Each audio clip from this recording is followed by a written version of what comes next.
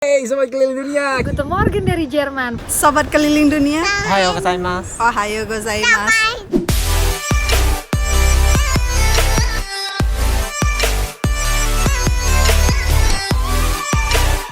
Ohayo minasan. Ayo yang belum bangun, bangun. Yang belum mandi, jangan mandi dulu. Karena keliling dunia sudah hadir di hari Sabtu yang cerah ini. Gimana? Sudah nggak sabar mau lihat negara apa di episode kali ini? Capcus ke negara pertama.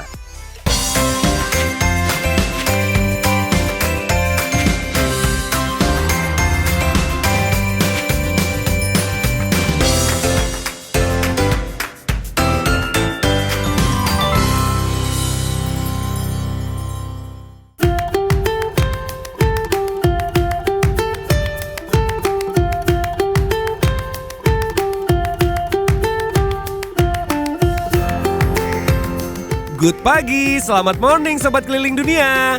Lihat tuh lihat, pagi-pagi gini ya paling enak nikmatin pemandangan indah.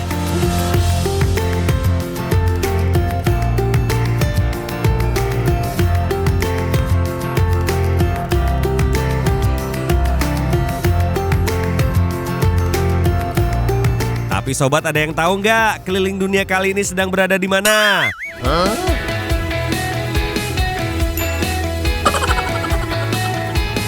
Apakah di Maroko, Kanada, atau di Belanda? Biar nggak penasaran, yuk dilanjut.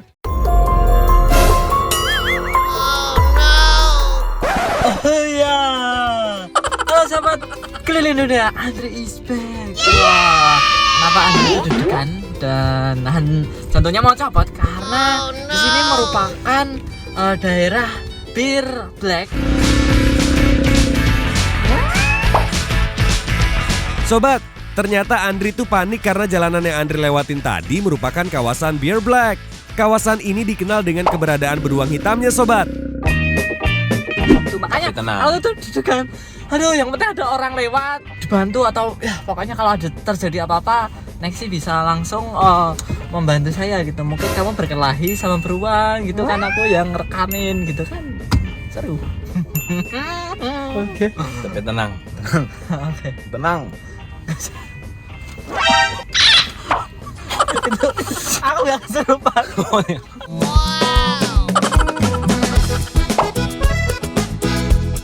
Duh, Andri, Nexi, udah, jangan ribut. Hihi, langsung aja ajakin sobat keliling dunia untuk keliling-keliling. Sepertinya di kawasan Florida ini cocok buat sobat keliling dunia yang memiliki jiwa petualang. Tapi sebenarnya kita ada di mana sih?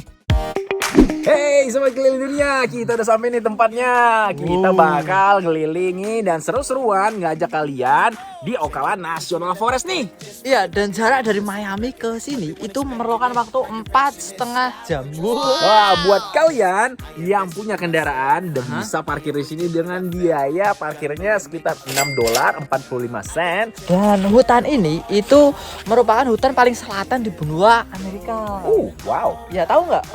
Hutan ini merupakan hutan yang melindungi semak pinus pasir seluas tahu nggak berapa? Berapa?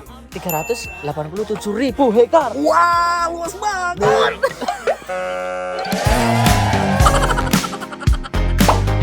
Wah, Andri pinter banget nih. Gimana sobat penjelasan Andri tadi? Keren kan?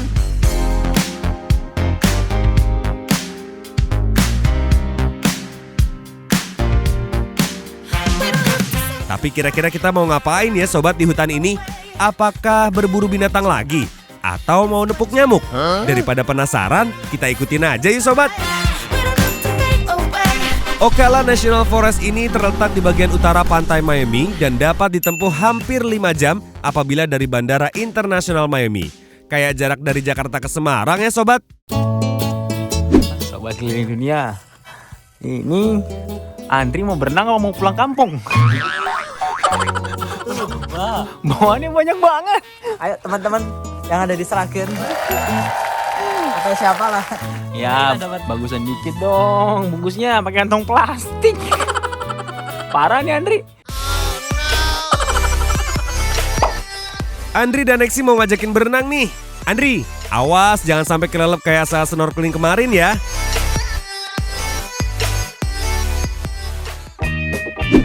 keliling dunia, pernah nggak ngerasain kalau kita hidup di perkotaan itu kayak ngerasain ada momen gitu loh, tahu kan? Sekarang ini ya pastinya kita nyebur karena di belakangku ini Andri kalau ngeliat airnya seperti ini, bawahnya langsung pengen nyempur nih.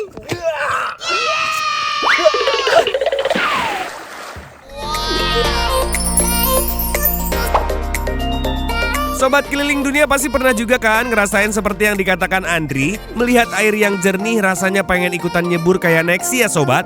Tapi Nexi nggak santai banget. Tuh kasihan Andri, daripada ciprat-ciprat gitu, mending tarik Andri aja untuk nyebur bareng. Hihi, Andri, ayo nyebur.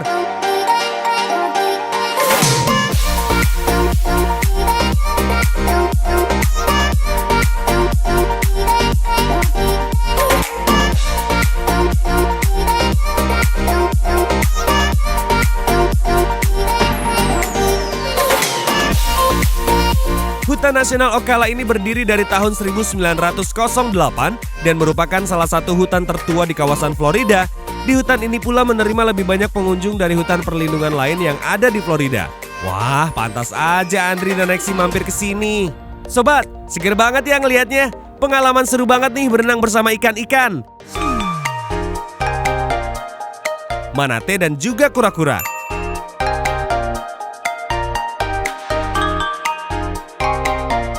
Kalau kayak gini sih terbayar sudah lelahnya perjalanan selama 4,5 jam ya sobat.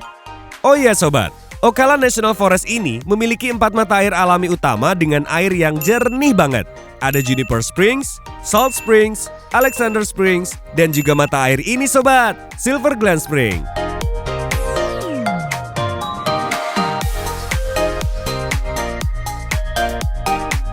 Mata air ini mengalir ke danau terbesar di Florida, yaitu Danau George. Berenang-berenang seru-seruan. Sekarang keroncongan nih. aku juga hati-hatian ikan. Gimana kalau kita lomba nangkap ikan? Oke. Untuk kita bakar. Ayo langsung. Siapa yang duluan dapat ikan? Dia yang dibakar. Ikannya maksudnya. Oh ya, ikannya dibakar. Let's go. Let's go.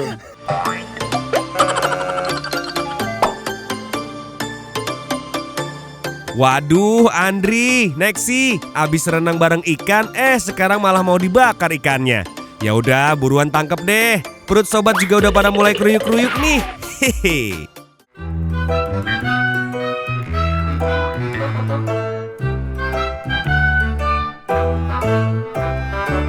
Ikannya parah nih. Nggak mau ditangkap. Nggak mau apa? Dia takut. Mau ditangkap. Takut orang pakai tangan emang bisa sok kayak Anak. kuda laut, Anak ini, anak nelayan dulu. anak layan. Iya. Pandai mencari ikan. Udah aku loh, udah dapat ininya. Hihi, Nexi kebanyakan gaya nih. Tuh lihat Andri, tanpa gaya ikan berhasil ditangkap. Emang Andri jagoan banget ya sobat. Nexi sih nggak tahu kalau aku bawa ikan baru. Yah, Andri baru juga dipuji jagoan. Ternyata Andri curang sobat. Kita sorakin sama-sama yuk. Wow, Andri curang. Karena Andri curang, Andri harus masakin kita nih sobat.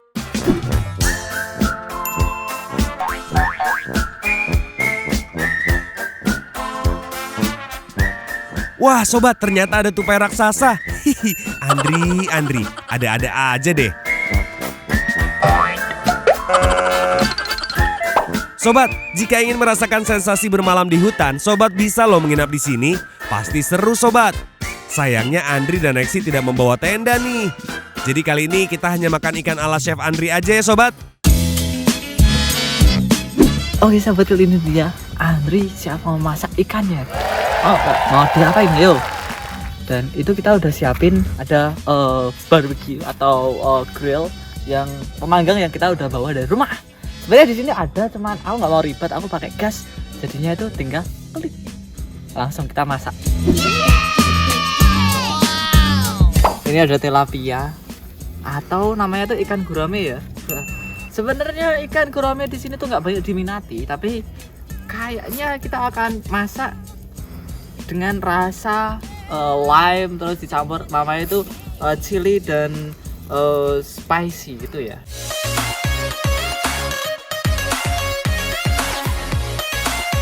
Oke sobat keliling dunia, jadi ikannya tadi tuh aku masak dengan simple sederhana ya. Dan aku tuh tadi bawa mentega dan juga ini ada sweet chili, jadi aku taburin dulu supaya ada rasa di dalam ikannya itu. Habis itu aku racik kecap bersama bawang merah, cabai, ada juga bawang putih. Dan ini makanannya udah ready ya. Jadi tak kasih saladnya, ada lettuce dan juga ini parsley, bukan cilantro ya. Mau tahu bagaimana rasa makanan kita? Nexi, kamu udah makan ya? Gimana rasanya? Nanti ngomong terus, Ya. gue kelaparan. Nexi ketahuan banget laparnya tuh sobat. Sabar Nexi, kan Andri mau ngasih bocoran resep untuk sobat keliling dunia. Udah dicatat kan sobat? Kalau gitu gaskan, mari melahap ikan. Oke sobat dunia, makanannya udah matang ini. Wow, ikan bakar. Ya mau tahu nggak rasanya bagaimana? Mau ikutin kita? Ya, kalau kalian penasaran dengan masakan Andri dan Nexi, sini nyusulin kita yo. Ayo sini ya. Oh ya sobat keliling dunia, kita bakal ngajakin kalian lagi jalan-jalan seru-seruan lagi. Yang pasti di keliling dunia. Trans 7. Bye-bye. Sobat, Andri dan Nexi sedang menikmati ikan bakar. Itu artinya kita harus berpisah dulu dengan mereka. Nah, nih, itu kamera.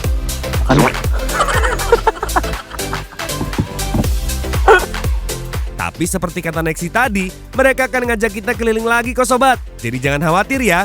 Pokoknya pantengin terus keliling dunia hanya di Trans 7. See you, bye-bye.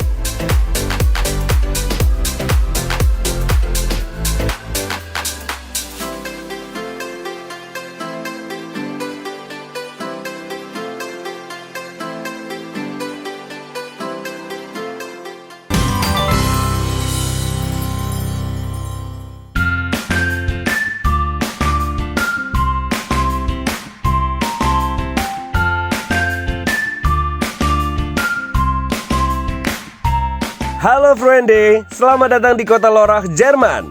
Kali ini kita akan kenalan dengan sobat baru dari Lorach. Si cantik ini namanya Dara Karina atau biasa disapa Dara.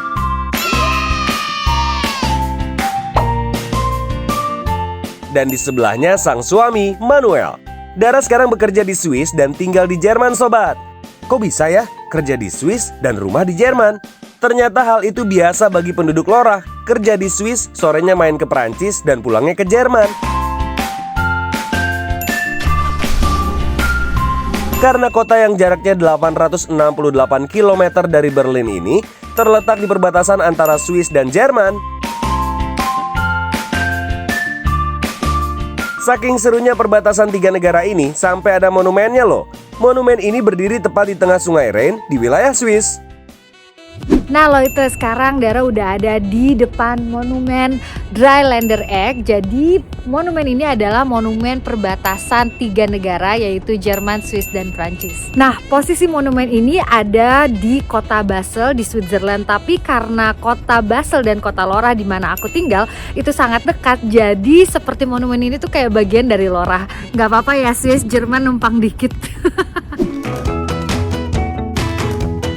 Nah, kalau mau tahu cerita Dara lagi tentang perbatasan tiga negara ini, ikuti terus keliling dunia karena sekarang Dara mau ngajak jalan-jalan ke hutan Black Forest di Jerman. Black Forest, kayak nama kue ya? Kenapa jadi berasa lapar ya sobat keliling dunia?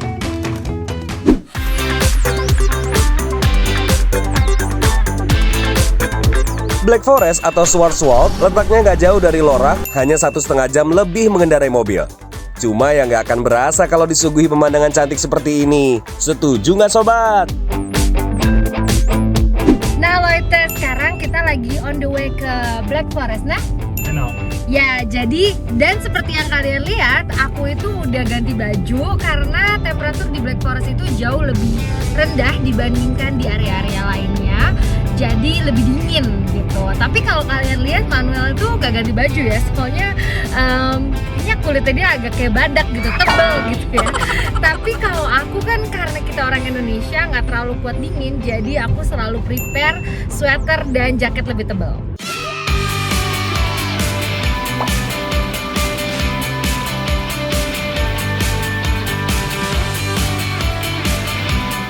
Kok tutup sih loket karcisnya?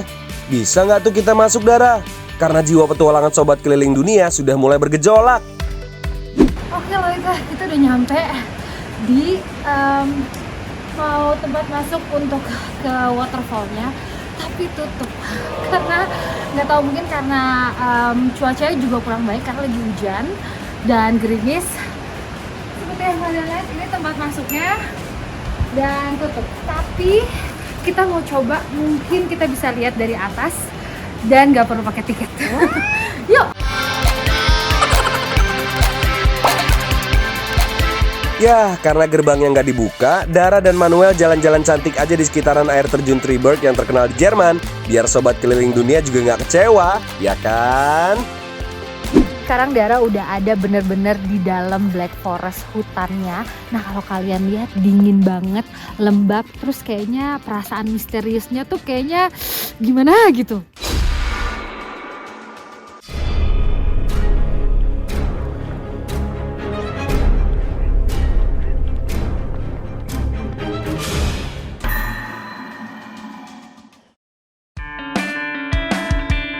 Jalannya licin banget.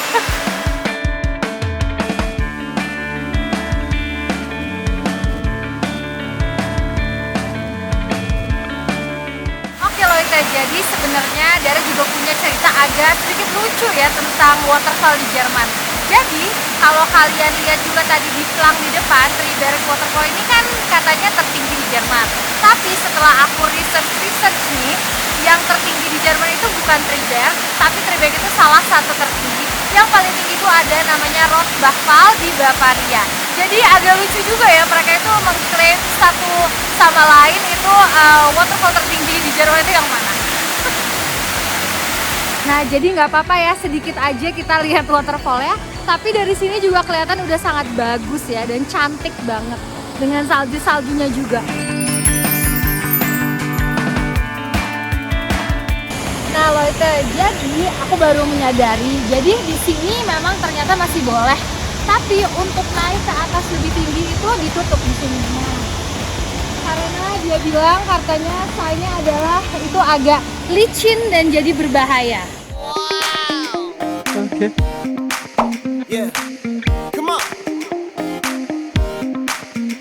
Cantik banget ya air terjunnya. Sampai bukan hanya Dara dan Manuel yang nekat masuk ke Black Forest demi lihat air terjunnya, tapi juga ada yang lain. Ternyata bukan hanya orang Indonesia aja yang punya rasa ingin tahu yang tinggi, wong Jerman juga sama. Jadi Loite, kan sebenarnya ini ditutup ya. Tadi aku sama Manuel juga udah agak-agak takut mau masuk sini. Ternyata masih ada orang juga yang masuk sini. Lihat deh. Ternyata sama aja ya kayak orang Indonesia, agak-agak menabrak aturan gitu ya. Saking populernya jalan-jalan di Black Forest sebagai tujuan wisata, sampai pemerintah setempat bikin plang petunjuk gerakan olahraga. Wajib dicoba nih, kali aja pulang jadi turun 5 kg. Hihi. Oke. Nah jadi di sini kalian bisa mengikuti gerakannya ini. Jadi sebenarnya di sepanjang jalan ini banyak plang seperti ini dan kalian bisa mengikuti untuk olahraga setiap spotnya. Nah di sini juga mereka kasih tahu untuk pemula dan untuk yang sudah jago gitu ya. Kalau yang pemula cuma sampai 8 sampai 12 kali pergerakan dan yang sudah jago bisa 15 sampai 20 kali gerakan.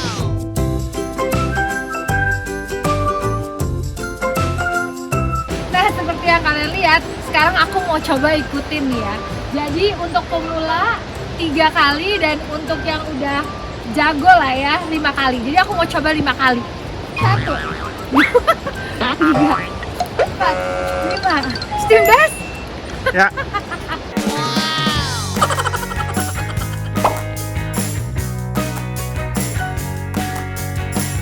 Nah, jadi dari waterfall itu di sini kita bisa ada jalan lain untuk jalan-jalan ke daerah hutannya. Nah, sekarang kita lagi mau jalan-jalan ke bagian hutan Black Forest. Berbeda dengan Indonesia, warga Jerman sudah sadar banget pentingnya menjaga sumber air. Jadi mereka nggak sembarangan buang sampah dan pakai sabun di sungai. Begitu juga di Black Forest. Saking terjaga kualitasnya, air sungai langsung bisa diminum loh. Jadi pengen kan ngerasain air langsung dari mata airnya.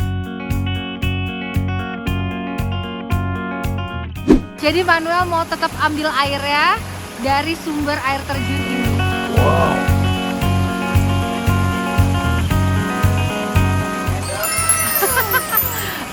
Dia bilang enak.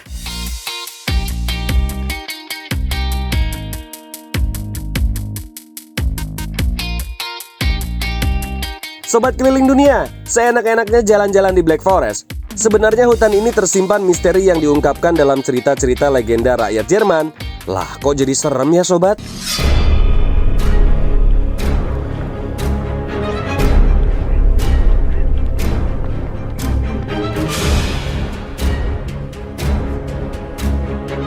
Nah, jadi di dalam cerita mereka, Black Forest itu dikatakan tempat tinggal bagi penyihir, manusia serigala, dan kurcaci.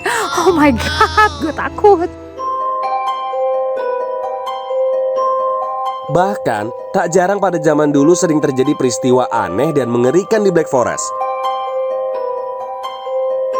Tambah serem-serem gimana gitu kan jalan-jalan di Black Forest? Kalau masih pengen tahu lanjutan cerita tentang hutan kelam ini, saksikan terus petualangan Dara di Keliling Dunia Trans 7.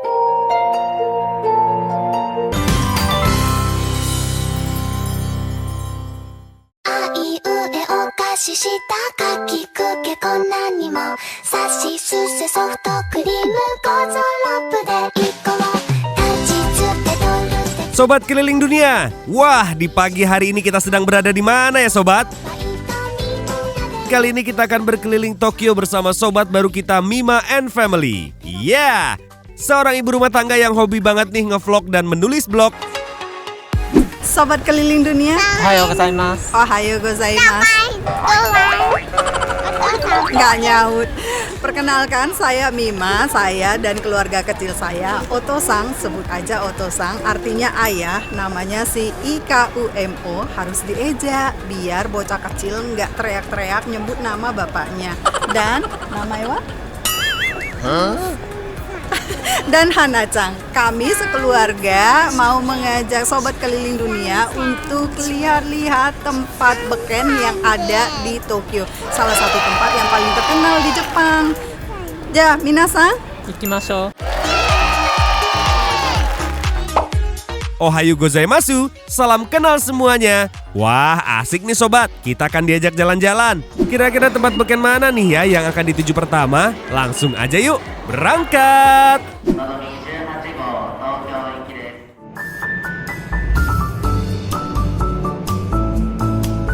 Oh, jadi kita harus naik Tokyo Metro dulu sobat. Kalau sobat mau naik Tokyo Metro, lebih baik beli tiket Tokyo Metro untuk 24 jam seharga 600 yen atau setara dengan 73.000. Selain itu, sobat bisa juga menggunakan tiket ini untuk naik subway. Praktis kan?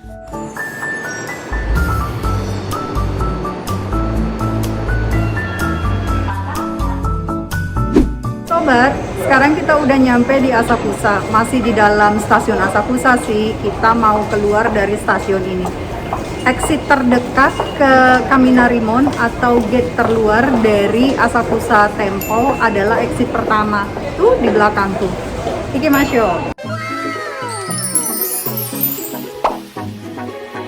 Sobat keliling dunia, kita udah sampai di Asakusa Station. Ternyata Mbak Mima mau ngajakin kita ke Asakusa Sensoji Temple sobat. Tuh, ingat ya sobat, keluarnya dari pintu nomor 1 biar lebih dekat.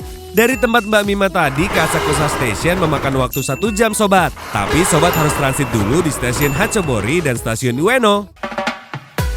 Minasan, kalau sobat nih udah ketemu gate kayak di belakang saya, artinya sobat udah sampai ke Asakusa Sensoji Temple. Tapi kuil utamanya masih agak jauh di dalam. Kalau jalan nih 15 menitan gitu deh. Di belakang saya ini namanya Kaminarimon atau bahasa resminya Furaijin. Dibangun pada tahun 942, tapi yang kita lihat sekarang ini adalah hasil pembangunan ulang pada tahun 1960 karena gate ini sudah berkali-kali terbakar. Sekarang kita keliling Asakusa Sensoji Temple yuk sobat yuk. Ya, ikimashou. Sobat keliling dunia, jadi gerbang utama ini ditandai dengan lentera yang tingginya mencapai 3,9 meter dengan berat 700 kg. Sobat, hati-hati ketiban ya. Kalau sobat perhatiin, di kanan kiri lentera ini terdapat patung, sekilas bentuknya agak menyeramkan ya sobat. Tapi itu merupakan patung Dewa Angin atau Fujinzo dan Dewa Petir atau Rajinzo.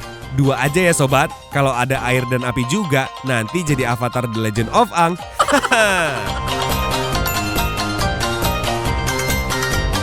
Nah, kalau sobat perhatiin di bawah lentera terdapat pahatan naga. Ada yang mengartikan bahwa itu merupakan dewa naga yang menyinari kumpulan ikan emas ketika patung Buddha tersangkut jaring di Sungai Sumida. Sehingga dewa naga dianggap sebagai penjaga kuil Asakusa. Di belakang gerbang ini terdapat dua patung lagi loh sobat. Patung yang dinamai Kinryu dan Tenryu, dewi dan dewa naga penjaga air yang menjaga para penganut ajaran Buddha. Menakjubkan ya sobat, yuk kita langsung aja masuk ke dalam.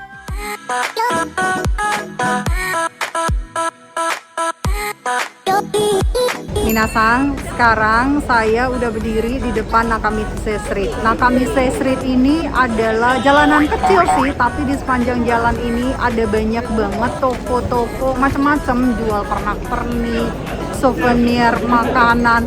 Ini kayaknya ada yang... Sobat, Mbak Mima jadi grogi tuh mau ngomong. Gara-gara berasa kali ya di belakangnya ada yang ngintip-ngintip mau masuk ke kamera juga. Hihi. Ayo Mbak Mima, ada yang apa? Daripada grogi terus jadi lupa gitu, mending kita lanjut keliling yuk. Kalau begini ceritanya nih sobat, jalan ke kuilnya mah bisa lebih dari 15 menit. Soalnya kebanyakan mampir. Hihi. Nah, ini bapaknya lagi bikin apa nih sobat? Kita mampir dulu sebentar ya. Ini tuh kayak kue zaman dulu, zaman aku sekolahan, berabad-abad yang lalu. Itu namanya kue apa ya? Tuh cara pembuatannya gitu tuh. Ayo sobat, kira-kira kue apa ya itu? Ada yang bisa tebak? Oh sobat, nama kuenya Ningyoyaki. Kue tradisional Jepang yang isinya kacang merah manis. Kasihkan cuci-cuci mata sampai lupa ketujuan awal nih. Kita kan mau ke kuil, bukan mau belanja.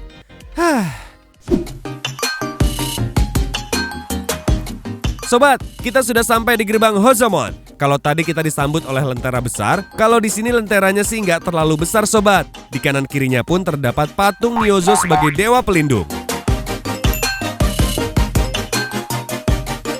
Sobat, meskipun lentera di sini tidak sebesar di gerbang Kaminari, tapi ada waraji atau sandal raksasa yang dipajang di gerbang ini, beratnya mencapai 2.500 kg loh sobat. Nah, ini dia sandal raksasa sobat. Luar biasa besarnya. Nih kalau buat sandal orang ya bisa-bisa jadi sendal 1 RT kayaknya ini sandal. Gede banget. Di bawahnya tuh digantungin sandal ukuran orang dewasa biasa. Kalau dicocok-cocokin sih, dibandingkan gitu ya, mungkin lebih dari 100 sandal orang biasa.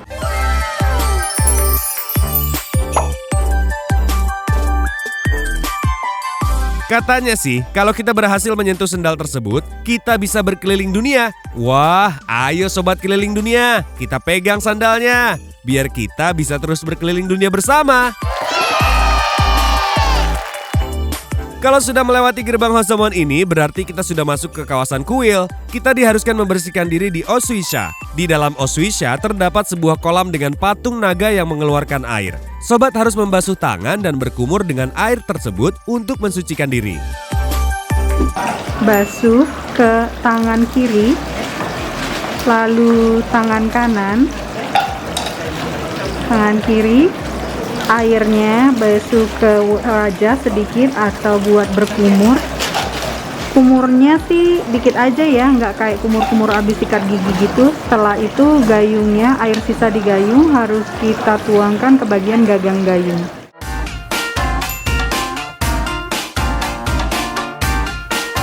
Sobat, kalau kita sudah mensucikan diri di Osuisha, sekarang waktunya kita berlanjut ke Jokoro. Jokoro merupakan tempat dupa yang berada di depan aula utama kuil. Sobat penasaran gak sih? Kok dari tadi orang-orang kayak membalurkan asap-asap dupa ke tubuh mereka ya? Kira-kira kenapa ya sobat? Ini bisa menghilangkan segala kejahatan yang ada di badan kita. Juga si dupa ini dipercaya asapnya bisa menyembuhkan. Jadi nih kalau sobat patah hati karena di PHP ini, cobain ini dupa nih.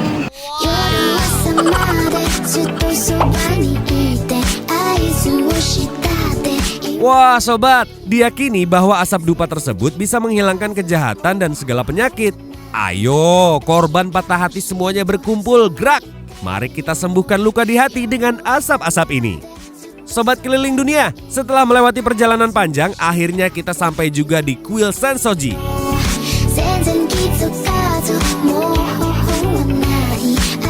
Sobat, setiap hari banyak orang yang datang ke kuil ini untuk berdoa. Biasanya orang Jepang melemparkan koin sebelum berdoa. Koin yang dilempar pun bisa koin berapa aja. Namun biasanya orang-orang melempar koin 5 yen. Koin dianggap dapat menyerap hal-hal jahat sehingga jika koin dilemparkan, berarti juga membuang hal-hal jahat dari apa yang kita miliki sobat. Dan ketika koin dilemparkan ke praying box, bunyi itu dipercaya bisa mengusir atau menghilangkan roh jahat. Sobat, nggak kerasa nih, perjalanan kita dengan Mbak Mima sudah sampai di penghujung. Sekarang sudah saatnya kita berpisah dengan Mbak Mima sobat. Tenang, Mbak Mima pasti akan ajak kita keliling Tokyo lagi kok. Pastinya, ya hanya di Keliling Dunia Trans 7. Kalau begitu Keliling Dunia pamit dulu ya. Dan jangan lupa Keliling Dunia tidak hadir minggu depan untuk memberikan waktu kepada film-film spesial akhir tahun. Dan akan hadir bulan Januari 2021. Selamat tahun baru!